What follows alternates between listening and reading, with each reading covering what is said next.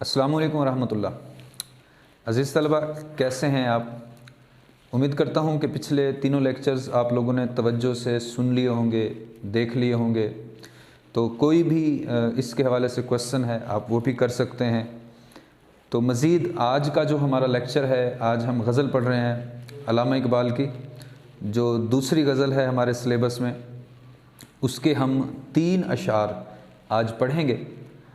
تو علامہ اقبال کی شاعری کے حوالے سے پہلے بھی بیان ہو چکا ہے کہ جو علامہ اقبال کی شاعری ہے اس میں جو انسان ہے، جو مرد مومن ہے، اس کے حوالے سے جو بات بیان کی گئی ہے اس کو آج ہم سیکھیں گے، اس کو آج ہم پڑھیں گے۔ تو آج دوسری غزل کا جو پہلا شعر ہے ہمارے پاس، اس کو ہم دیکھتے ہیں کہ نہ تخت و تاج میں نئے لشکر و سپاہ میں ہے، جو بات مرد قلندر کی بارگاہ میں ہے۔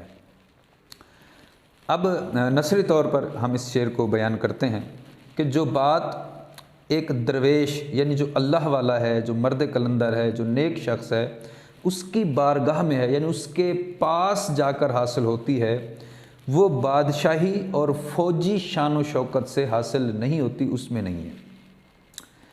علامہ اقبال اسی چیز کو اپنے ایک اور شعر میں بیان کرتے ہیں کہ کوئی اندازہ کر سکتا ہے اس کے زور بازو کا، نگاہ مرد مومن سے بدل جاتی ہیں تقدیریں۔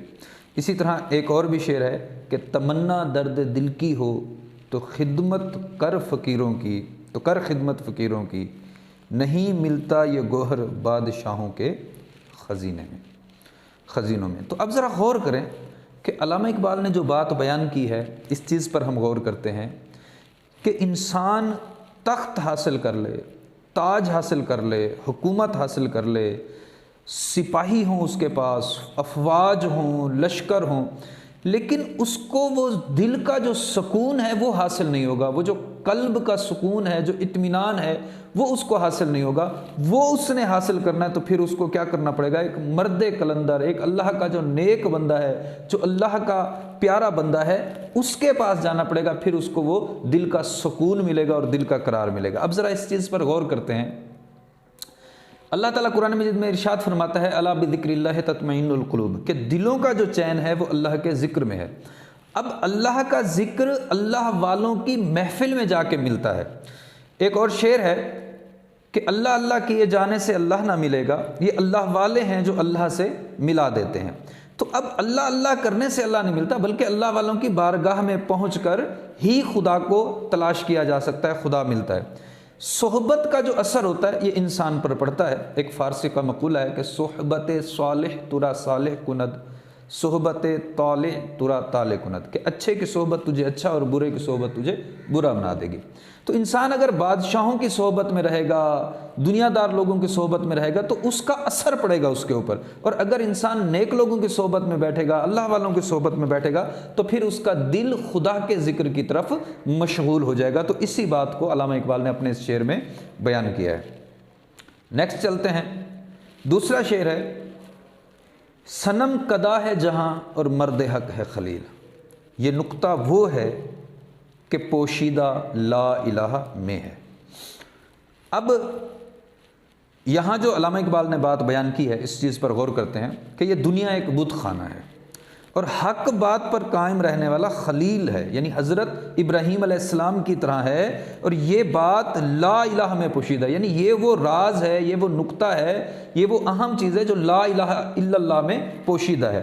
اب ذرا غور کرتے ہیں کہ اس میں ایک تو اشارہ کیا گیا، یعنی تلمیح استعمال ہوئی کہ علامہ اقبال نے وہ واقعہ جو ہے اشارتاً بیان کر دیا کہ جب سارے لوگ کہیں میلے وغیرہ میں گئے ہوئے تھے تو حضرت ابراہیم علیہ السلام نے وہ سارے بت توڑ دیے۔ تو اب وہ اشارہ ہے۔ اب اکثر جب اسٹوڈنٹس اس کی تشریح کرتے ہیں تو وہ پورا وہی واقعہ ہی بیان کر دیتے ہیں اور اس شعر کو وہی لے جاتے ہیں، جبکہ ایسا بالکل نہیں ہے۔ آپ اس شعر کی تشریح موجودہ حالات و واقعات، یعنی جہان، یہ جو ابھی جہان ہے یہ ایک بت خانہ بنا ہوا ہے، اب یہاں بت خانے سے مراد کیا ہے، صنم قدہ سے مراد کیا ہے، کہ یہاں بت ہیں کون کون سے؟ دیکھیں یہاں اقربہ پروری کا بت ہے، یہاں رشوت ستانی کا بت ہے، یہاں سود کا ہے، تو یہاں یعنی یہ جو دنیاوی معاملات ہیں ان کے بت ہر طرف سے ان کے بت ہیں، اور انسان ان میں جکڑا ہوا ہے۔ اب جو مرد حق ہے، یعنی جو ان کے خلاف بولنے والا ہے، ان کے خلاف جو ہے آواز اٹھانے والا ہے، تو وہ کیا ہے؟ وہ مرد حق جو ہے وہ حضرت ابراہیم خلیل اللہ علیہ السلام کی طرح ہے۔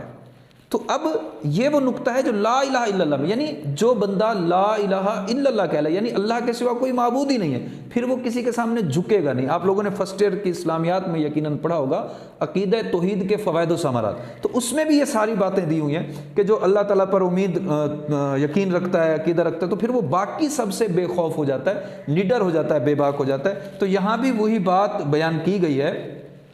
تو علامہ اقبال نے بھی اسی بات کو بیان کیا کہ موجودہ زمانے میں ہر طرف جو یہ بت ہیں، تو ان بتوں کو جو توڑنے والا ہے، ان کے خلاف جو بولنے والا ہے، وہ حضرت ابراہیم علیہ السلام کی طرح ہیں۔ اور یہی بات ہمیں لا الہ الا اللہ کے نقطے سے ملتی ہے کہ وہ کوئی اور معبود نہیں ہے سوائے اللہ کے۔ تو جب انسان کا یقین پختہ ہو جاتا ہے، کامل یقین ہو جاتا ہے اللہ تعالیٰ پر، تو پھر اس کا ذہن اس طرف آتا ہے، پھر نہ تو وہ کسی سے ڈرتا ہے، نہ وہ کسی کے سامنے جھکتا ہے، تو پھر اس کا جو ایک اخلاقی پہلو ہوتا ہے وہ بہت بلند و بالا ہو جاتا ہے۔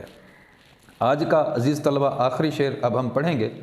وہی جہاں ہے تیرا جس کو تو کرے پیدا، یہ سنگ و خشت نہیں جو تیری نگاہ میں ہے۔ علامہ اقبال کا ایک اور شعر مجھے یہیں یاد آ رہا ہے، بلکہ یہاں میرے پاس لکھا ہوا بھی ہے شاید، جی، جچتے نہیں بخشے ہوئے فردوس نظر میں، جنت تیری پناہ ہے تیرے خون جگر میں۔ اب علامہ اقبال نے جو بات بیان کی، یہاں علامہ اقبال مخاطب کر رہے ہیں کہ اے مرد مسلمان، اے مسلمان۔ ویسے تو علامہ اقبال کی تمام شاعری میں ہی مسلمانوں کو مخاطب کیا گیا کہ تیری دنیا پتھر اور اینٹ کی عمارات نہیں ہے، بلکہ تو محنت سے اپنا جہان خود پیدا کر۔